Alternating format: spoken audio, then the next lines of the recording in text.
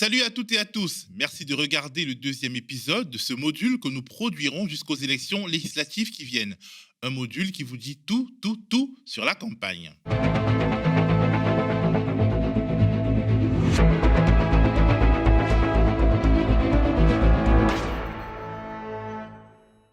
Aujourd'hui, nous parlerons d'Emmanuel Macron et de l'épreuve de feu à laquelle il soumet, tel un néron dans les gradins d'une arène, les ministres et ex-ministres de son camp, à commencer par la première ministre, Elisabeth Borne, qui sera contrainte de démissionner en cas de défaite. On pense aussi à Jean-Michel Blanquer, débarqué du ministère de l'Éducation nationale et qui doit gagner les législatives pour continuer d'exister politiquement. Nous donnerons aussi la médaille d'or du trolling au petit parti pro-chasse LMR, le mouvement pour la ruralité, qui a réussi à présenter une Sandrine Rousseau contre la Sandrine Rousseau écolo, candidate de la NUPES. Nous évoquerons aussi la dernière bourde télévisée de Jordan Bardella, président du Rassemblement national et successeur putatif de Marine Le Pen. Une bourde qui s'inscrit dans une série d'instants dignes de Malaise TV.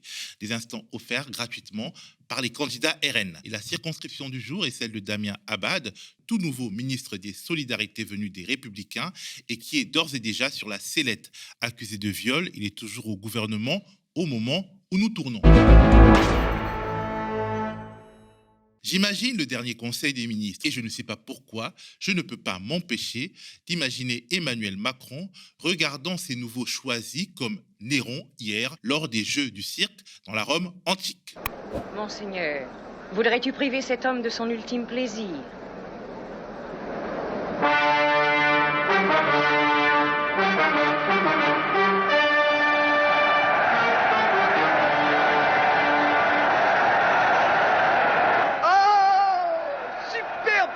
Magnifique! J'exagère, ok. Mais à votre avis, quel peut être l'état d'esprit d'un politicien bien centriste, donc fort peu tolérant vis-à-vis de la plèbe, qui doit savourer sa joie d'être au gouvernement, tout en se disant que bientôt, c'est peut-être Jojo le gilet jaune qui décidera de la suite de sa glorieuse carrière.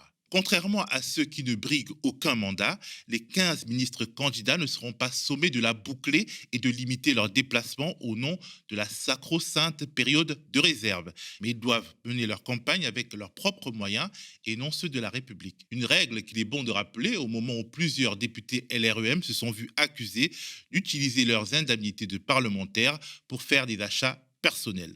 Mais la règle qui les met tous en panique, la même qu'en 2017, héritée de Nicolas Sarkozy en 2007, la voilà. Tous ceux qui seraient battus dans 3 semaines devront démissionner. Alors forcément, on se bouge, comme Elisabeth Borne, qui ne tombe pas toujours sur les plus enthousiastes de ses électeurs potentiels. Les élections législatives. Je vais vous décevoir, mais moi je me salis pas les mains. C'est vrai, à ce point. Non, ah oui madame, parce que moi j'aime bien les gens qui me respectent. D'accord. On me faire traiter de feignant quand j'ai commencé à travailler à 14 ans. Qu'est-ce que vous êtes traité de Le feignant? président, c'est lui qui me préside, m'a traité de feignant, d'incapable et de gaulois, c'est moi, je peux parler. Et vous voyez, j'ai pas trop apprécié. Moi je travaille 16 heures par jour, en tant qu'apprenti à 14 ans. D'accord. Je pense qu'il y a un malentendu. Et il là, faut vous voyez. respecter les référendums. Et puis moi je ne vote pas à droite. Parce que vous ne me représentez pas. Alors, je pense pas qu'on soit à droite, vous voyez, c'est pas tout à fait mon Si, si. histoire. Elisabeth, si je peux me permettre un conseil, ce n'est pas en contrariant les évidences que vous allez convaincre un énervé qui, selon ce que mon petit doigt me dit, avait déjà voté non au traité constitutionnel européen de 2005 et qui, depuis, la mauvaise. Mais bon, c'est vous qui voyez. À mon avis, vous devez prendre en compte la lucidité de certains de vos électeurs qui ont dû apprendre aux infos que vous serez viré si vous n'êtes pas élu. Parce que si vous êtes venu à Thury-Harcourt, au vide-grenier, en tant que Premier ministre, Non, je suis pas venu c'est que encore. vous avez peur. Vous avez peur de perdre et je suis très contente. D'accord, je n'ai pas Mais je peur vous en de veux perdre, pas. madame. mais Je c'est ne pas vous en grave. veux pas parce On que va faire j'étais- ça, on va faire ça dans la bonne humeur et je voudrais pouvoir parler. Ah, mais avec moi, les j'ai personnes toujours qui le sont là, sourire. voyez. Sur les 15 membres du gouvernement qui se présentent, seule Elisabeth Borne, première ministre, et Clément Beaune, ministre délégué chargé de l'Europe, découvriront pour la première fois la réalité du terrain. Les 13 autres sont candidats à leur propre succession ou reviennent dans un fief qu'ils ont déjà remporté par le passé. Le ministre de l'Intérieur Gérald Darmanin, dans la 10e du Nord, Amélie de Montchalin, préposée à la planification écologique dans la 6e de l'Essonne, Brigitte Bourguignon, qui succède à Olivier Véran au ministère de la Santé, sera dans la 6e du Pas-de-Calais, Olivier Dussopt, ministre du Travail, mis en examen pour corruption rempile dans la 2e de l'Ardèche. Damien Abad, ministre des Solidarités, accusé de viol, se présente dans la 5e de l'Ain. Marc Fesneau, ministre de l'Agriculture, défenseur de la chasse et anti-végane dans la 1re du Loir-et-Cher. Stanislas Guérini, ministre de la Transformation publique dans la 3e de Paris. Yael Braun-Pivet, ministre de l'Outre-mer, dans la 5e des Yvelines. Il y a aussi Olivier Véran qui a obtenu son poste de ministre des Relations avec le Parlement en se roulant par terre, si l'on croit le Parisien repris par Gala. Il se présente dans la 1re de l'Isère. Gabriel Attal, ancien porte-parole et ministre des Comptes publics, candidat dans la 10e des Hauts-de-Seine. Olivia Grégoire, nouvelle porte-parole dans la 12e de Paris. Et Justine Bénin, ministre de la Mer, dans la 2e de Guadeloupe. Alors, on vous a donné la liste des circos. Faites ce que vous voulez, mais faites ce que vous voulez. Chienne de vie, mais quelle chienne de vie, pauvre Jean-Mi. Alors qu'il était le chouchou absolu de la Macronie, des médias de droite, des médias d'extrême droite et même de la presse People, Jean-Michel Blanquer est désormais exfiltré du gouvernement au profit du vilain petit wokiste Pape Ndiaye. Il est contraint de passer par les urnes pour avoir une chance de continuer d'exister politiquement. Que la réalité du terrain peut être dure parfois, surtout quand on est habitué aux moquettes rouges et aux dorures des ministères, et notamment quand on appartient à la team parachuté. L'ancien ministre de l'Éducation n'a en effet aucune attache politique ou familiale dans la 4e circonscription du Loiret. Et quand il croise Bruno Notin, communiste et candidat NUPES aux législatives sur le marché de Montargis, ce dernier le lui rappelle bien. Non parachuté. Oui. Moi je suis de la Circo, je suis d'ici. Ça se passe bien le parachutage? Ça se passe très bien, tout se passe très bien. Ça va? Il n'y a pas que le marché, hein. Vous savez, il y a des quartiers populaires.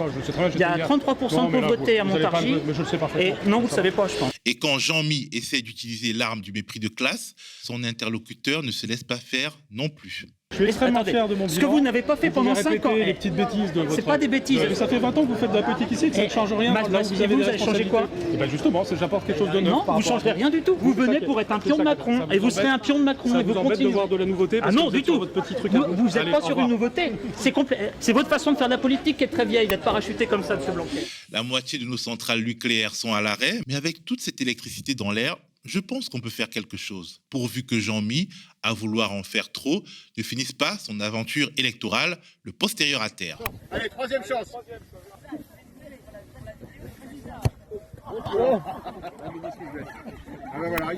Bref, la partie s'annonce compliquée pour l'ex-ministre qui se présente dans ce qui est un fief de la droite depuis 40 ans, mais aussi un territoire dans lequel Marine Le Pen a fait plus de 51% en moyenne au second tour de la présidentielle. Vous ne mangez pas de viande, vous êtes plutôt végane, Barbara Lefebvre. Non, non, c'est pas la question. Est-ce que vous mangez de la viande? Non, je mange plus de viande. Ouais. J'en ai mangé, mais je l'avais un peu remarqué. Moi, j'aurais pas pu le dire. Moi, j'aurais pas cru. Mais qui ne connaît pas Willy Schrein, le très médiatique porte-parole du lobby des chasseurs en France? Willy Schrein, sa délicatesse, son sens de la mesure.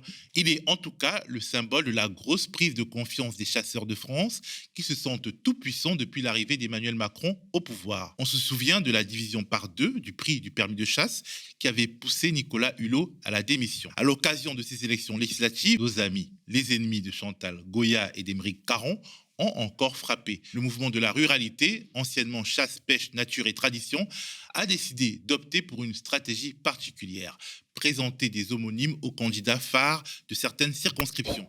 C'est ainsi que la candidate NUPES Sandrine Rousseau affrontera une autre Sandrine Rousseau dans la 9e circonscription de Paris. Et la Macronie, qui ne leur refuse rien aux chasseurs, ne sera pas épargnée par cette petite entourloupe, puisqu'en Seine-et-Marne, Patricia Lemoine de LREM fera face à Jacques Lemoine de LMR. Bref, dans les deux cas, les candidats connus sont opposés à la chasse. Yannick Villardier, responsable du mouvement en Île-de-France, assume dans un entretien accordé au quotidien L'Opinion.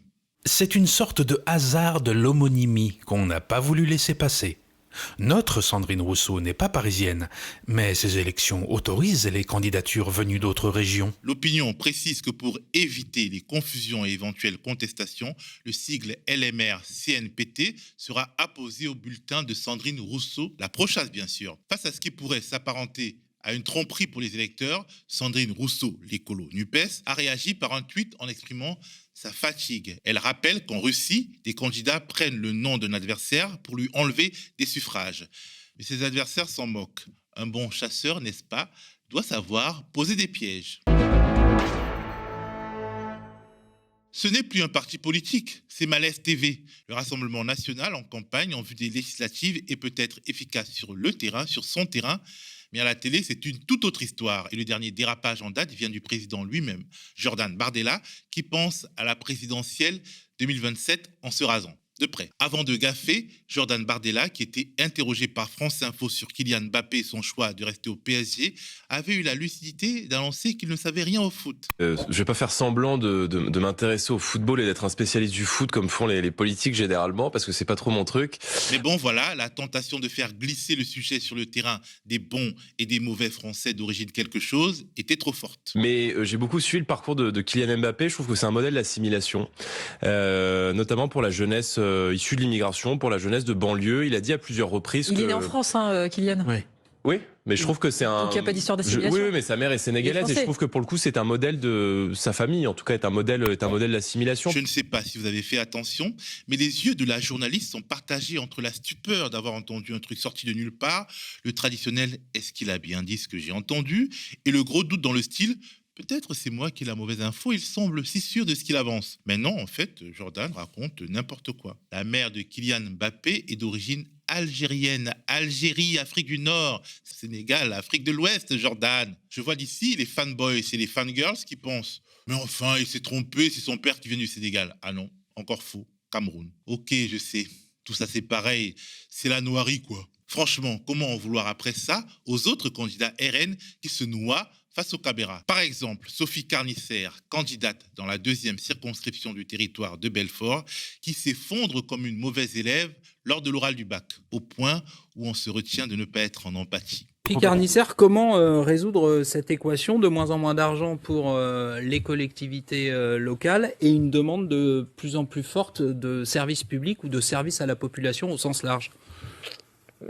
En économisant sur des... Sur quoi, justement?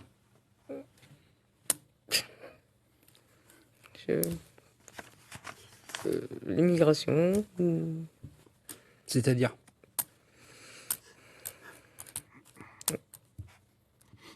Florian Chauche? J'ai pas préparé, je suis désolé. Son petit, l'immigration, c'est presque touchant. Elle n'est pas encore une professionnelle de l'esbrouf et elle ne sait pas encore raconter n'importe quoi avec beaucoup d'assurance. Elle au moins, disons, elle sait que l'émission à laquelle elle participe est en direct. Pas comme Mélanie Fortier, candidate dans la 2e circonscription de Côte d'Or, qui a quand même fait fort. Quelle politique là-dessus? C'est-à-dire, quelle est votre politique en matière de service public? Qu'est-ce que vous voulez au Rassemblement national? Quelle est votre position?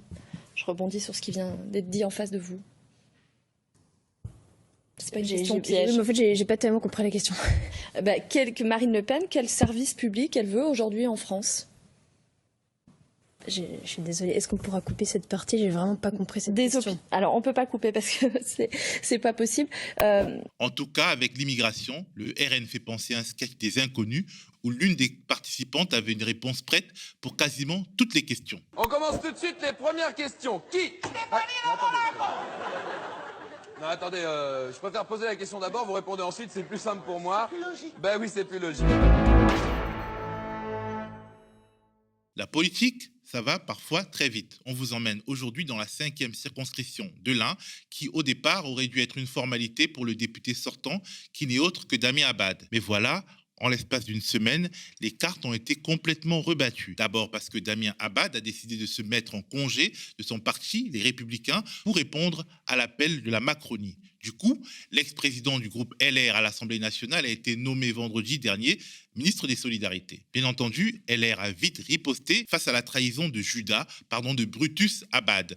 Les anciens copains ne se sont pas contentés d'exhumer les propos de Damien Abad, qui datent de 3 mois, mais qui ont décidément mal vieilli. C'était au sujet du ralliement d'Éric Woerth à la Macronie. Écoutez, je regrette qu'à l'infidélité s'ajoute l'inélégance de ce départ. Les Républicains ont aussitôt mis quelqu'un dans les pattes de Damien Abad. Julien Martinez, conseiller municipal d'Oyonnax, investi en urgence par le parti traditionnel et déclinant de la droite. Damien Abad avait jusque-là un avantage particulier. Il était un candidat LR face auquel LREM n'avait choisi d'investir personne. S'il n'y avait que ça. À peine nommé ministre, Abad voit son poste remis en question après les révélations de Mediapart concernant 2 graves accusations de viol à son encontre. Des accusations auxquelles se rajoutent des révélations de Libération sur l'aide qu'il aurait apportée à des patrons de sa région qui étaient allés jusqu'à commanditer un assassinat contre un syndicaliste. Au moment où nous tournons, Damien Abad est toujours ministre, mais pour combien de temps ? Manifestement, à cause de lui, il y a déjà de l'eau dans le gaz entre l'Élysée et Matignon. Bien évidemment, les 2 têtes de l'exécutif savaient. La vraie question, c'est est-ce que les 2 têtes de l'exécutif sont totalement alignées sur ce dossier ? D'après ce que vous dites, non. C'est-à-dire qu'il y aurait déjà un problème entre Emmanuel Macron et Elisabeth Borne. Il faut leur poser la question. Bref, tout juste arrivé dans la famille LREM, l'ancien président des députés LR à l'Assemblée devra donc se battre dans l'Ain s'il maintient sa candidature aux législatives. En 2017, il avait remporté la mise, mais sous mandat LR, il avait eu 67,02% et contre une candidate LREM qui avait environ 33%. La droite pourrait avoir un coup à jouer en récupérant ceux de ses électeurs qui sont choqués par son changement d'écurie. Et le Rassemblement national peut aussi entrevoir une opportunité, puisqu'au premier tour de la présidentielle, Emmanuel Macron et Marine Le Pen étaient au coude à coude dans le département, la candidate RN remportant même cette 5e circonscription. Voilà, direction Palais Bourbon, le journal des législatives, 2e épisode, c'est terminé. Rendez-vous bientôt pour une autre édition.